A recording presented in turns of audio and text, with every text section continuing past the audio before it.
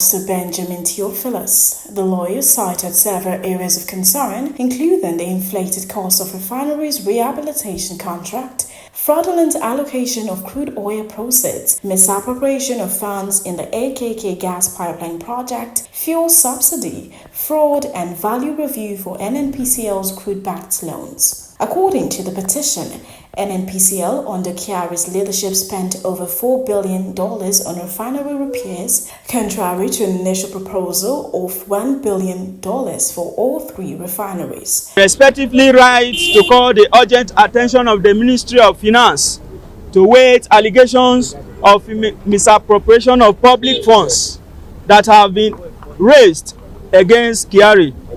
The immediate past Group Chief Executive Officer of the Nigerian National Petroleum Commission Limited, who served from July 2019 until his removal February 2025. Our findings and reliable intelligence reveal a coordinated pattern of corruption, tax evasion, abuse of office, and criminal misappropriation of public funds carried out during his tenure, particularly in the following areas: monumental inflation of the refineries' rehabilitation contracts.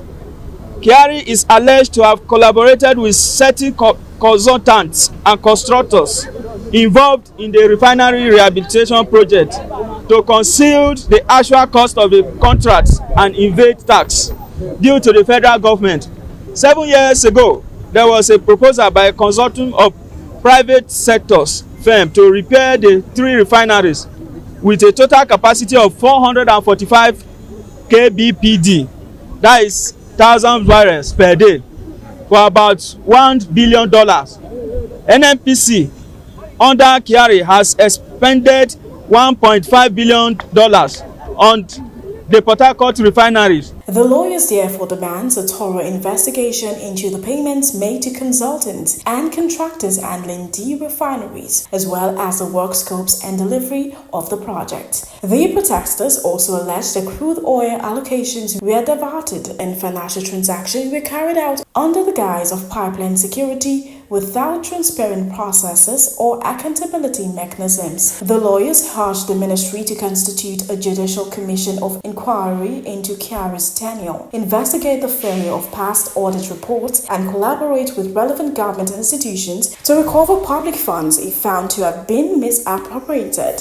$1.5 billion on the Warri refineries and $1 billion on the Kaduna refinery, bringing the total of what KYARI spent on the refineries to more than $4 billion, as opposed to the $1 billion that the consortium has requested for all refineries. Even after expending these inflated sums, the refineries are unable to produce gasoline without using large quantities of chemicals from Idoroma. This is a monumental project. Cost inflation about $500 is sufficient to build a brown, simple 600 kbpd refinery that will operate at a better efficiency.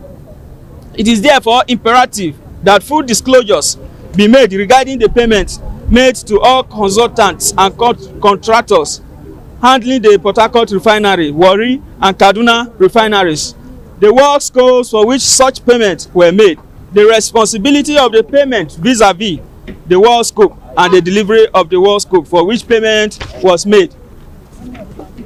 Fraudulent allocation and mismanagement of crude oil proceedings under the guise of pipeline security payments. This is credible information. There is credible information that crude oil allocations were diverted and financial transactions were carried out under the guise of pipeline security as a suspicious rate of 80,000 barrels per day, with no total transparent process or accountability mechanism. This racket allegation served as a cover for unauthorized withdrawals and self-enrichment, misappropriation of funds in the AKK gas pipeline project. The AKK pipeline project, initially valued at $5 billion, has been riddled with irregularities in the award and execution of contracts, despite several budgetary provisions and foreign financial misarrangement.